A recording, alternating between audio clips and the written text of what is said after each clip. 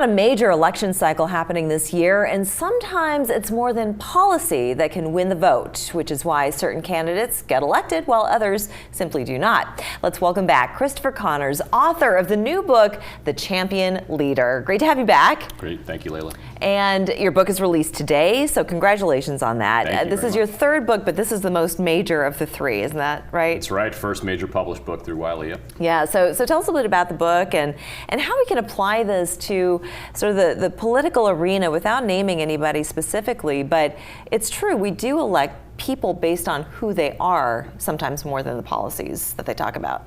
Book is really a deep dive into our personal development and how we lead with emotional intelligence and cultivate that in others. And I think when we understand who we are and we understand how to emotionally relate and connect with other people, that's how you build great teams. But think about it, that's how politicians, that's how people in the public sphere are able to connect with others. They're able to tap into, in an authentic way, fear, hope, the emotions of other people in an effort to try to connect. But in that process, they're empathizing and learning more about others, but they're also revealing authentic pieces of who they are, which is ultimately, I think, what people latch onto. And people can smell inauthenticity from a mile away. And I think, especially with this election cycle, people are running on emotions 99%, I think.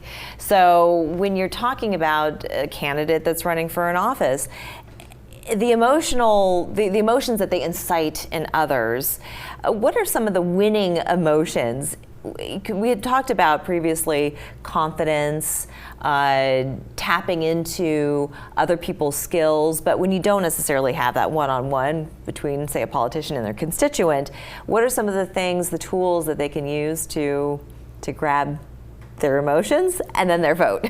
I always begin with passion. If you look at most successful leaders, most successful politicians, that is their underlying core, is that they are passionate about connecting with people, or they're passionate about a specific issue, or why they're there in the first place. And so then we kind of come back when we think about a lot of what makes up authenticity. It is our passion, it's the values, and I always say it's acting with integrity, doing what you say you're going to do and following through on that, holding yourself accountable to that.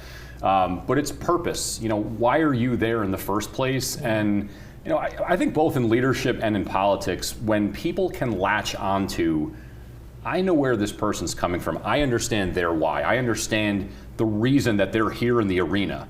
And I think when you match that with authentic passion and energy and enthusiasm, people want to be a part of that. Why has the subject attracted you so much? Because you've written about sort of this similar subject matter previously, and what makes this book different from the other ones that you've released? It's a much deeper dive into the way that we connect with people. I mean, really what we're talking about right now, I really went out, I researched the science behind it, I interviewed some of the best leaders in the world. I mean, one of the people that I interviewed for the book is a former client. He's the co-chair of the William Morris Endeavor Talent Agency. He's one of the most influential people in Hollywood. And he's literally in the position that he's in because he is a connector.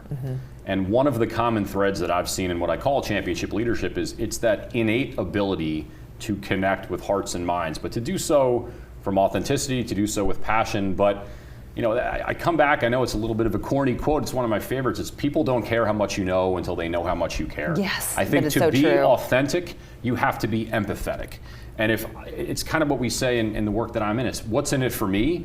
Flip that around. What's in it for them? If people sense that you care about them and that you are genuinely invested in their career development and growth beyond just that day or that year, you want to see them succeed and they feel that. Yeah. I mean, that to me is what championship leadership's all about. And how do you handle someone who's just, their ears are closed off to it? It's really hard to break down that wall and to be the leader that you want to be for that person or those people. Personalize the connection. That is what authentic connection is to me. It's going beyond just the walls of that office. Maybe taking someone out for lunch, getting them out of the work setting, and how was your weekend? Tell me a little bit more about your family.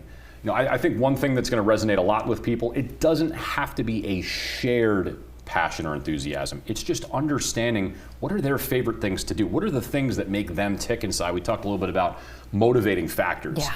When you can lock into that, and I say great leaders, they use mnemonics. They have incredible memories. They're able to then revert to that in future conversations and say, oh, I remember that you told me that one of your favorite things to do is riding your bike over the Ravenel Bridge. You know, we just did that this last summer with my, this last weekend with my 5-year-old or something. You know, so when it doesn't necessarily have to be a commonality, but when you can remember the things that light the fire inside of people, they're gonna latch onto that. Indeed. The Champion Leader, it's out now. Make sure you go to wherever books are sold, grab yourself a copy. Thank you so much, Chris Connors. Great to always have you here. Thank you, Layla. We're back in 2 minutes.